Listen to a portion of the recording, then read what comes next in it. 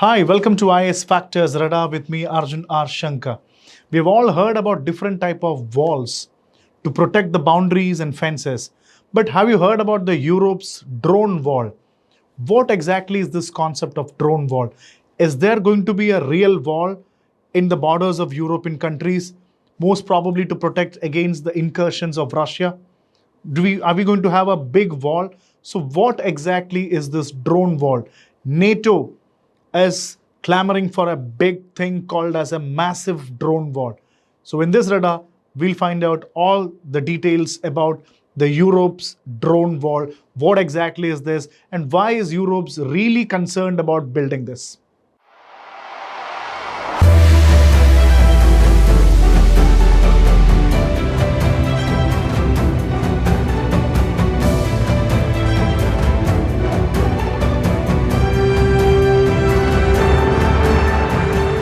So why is Europe really trying to build this? Because of the imminent threats coming all the way from Russia.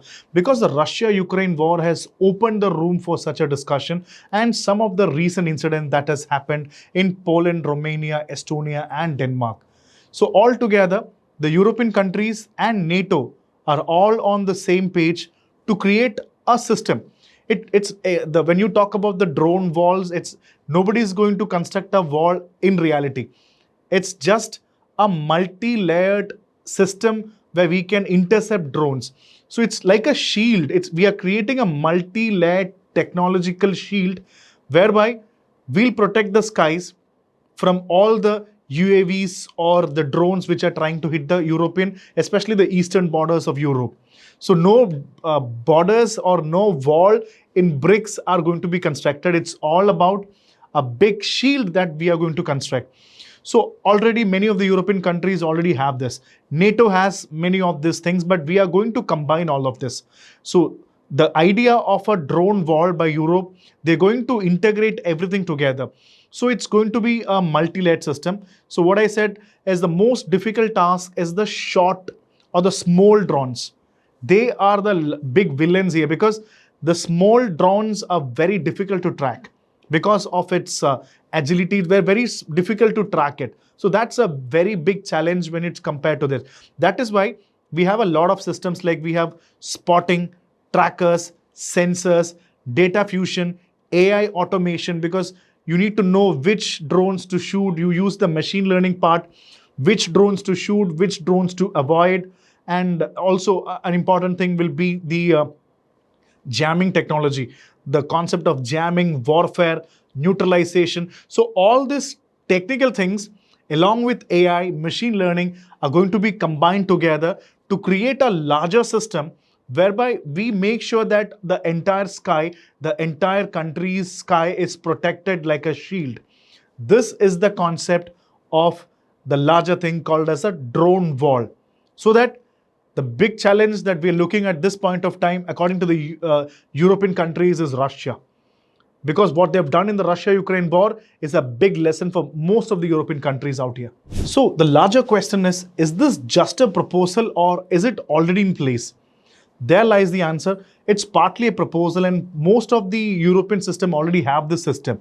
We're just integrating and bringing it together to form a larger shield. So most of the European leaders are really working forward for this. So definitely at this phase of time, it's definitely partly a plan, an idea which can really manifest very soon.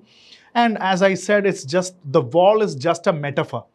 And the real question is, what is so outrageous that people are really looking forward for this? The most important reason being the small drones or the small UAVs, very difficult to spot.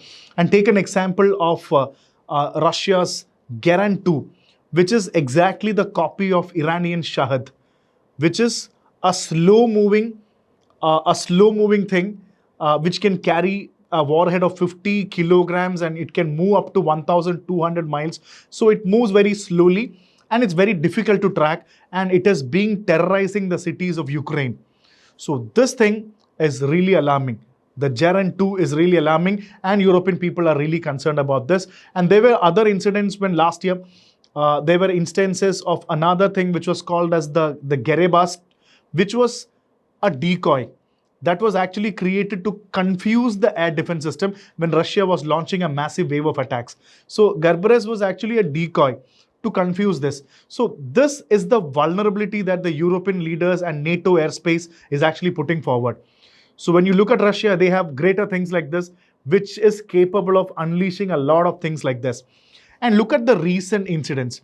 We have recent incidents like Poland, Romania, Estonia, Denmark, Germany, where you can find a large number of drones, unidentified drones from different positions getting into the country illegally.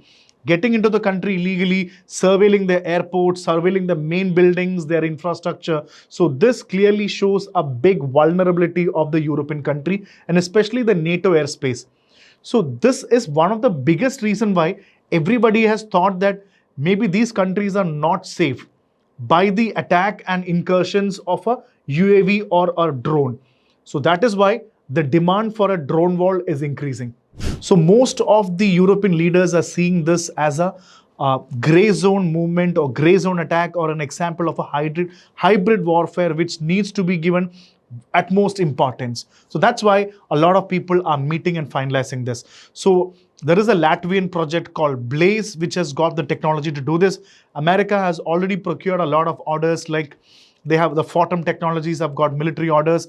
They've already building the Sky Dome, the counter defense, the counter drone defense mechanisms in Europe and Middle East. So a lot of them have already started working on it. And already Germany and Sweden have already pepped up their security. Germany has made sure that they have made all the arrangements to make sure that the anti-defense system, especially the drone system, is already in place, and they've already worked on that. And Sweden has made it a national priority that we need to have anti-drone defense system, and it is not the priority of the European Union, but it is a priority of this country, Sweden. We need to work really hard on that. And even Germany has passed a law that if there is a situation where there are UAVs or drones coming into your territory illegally, the police will have the rights to shoot it down immediately. So all these are changes which the European countries are bringing forward. So let's quickly, before we wrap it off, quickly analyze the advantages and disadvantages. So what is going to be the most difficult task? The most difficult task is going to be the size of the drones, because they're very small. You need to have a lot of technologies to create a technology where you need to map, jam, and find out and neutralize these threats because of the size of the drones coming in. And next is the cost scaling aspect. Pumping in a lot of money, lot of investment, lot of money means these drones which are coming into your territory are very cheap made drones. They're very cheap made drones. To kill these cheap drones, you are going to pump millions and billions of dollars and money to do this. So that's a kind of an inefficient task. So the next question comes is, this is going to be a huge multi-layer system, a technology coming into place. Definitely NATO is on the play. Who is going to control this? Who is going to regulate all this is again a bigger question that we need to be understanding this. And what is going to be the technological scale up? Who is going to fund this? What is the amount of money that will be pumped into this? Will all create a big, larger question here. So in the days to come, we really hope, and let's see how this drone wall technology is going to shape up, and let's see how it is going to shape and how it is going to stop the imminent threats coming through the borders.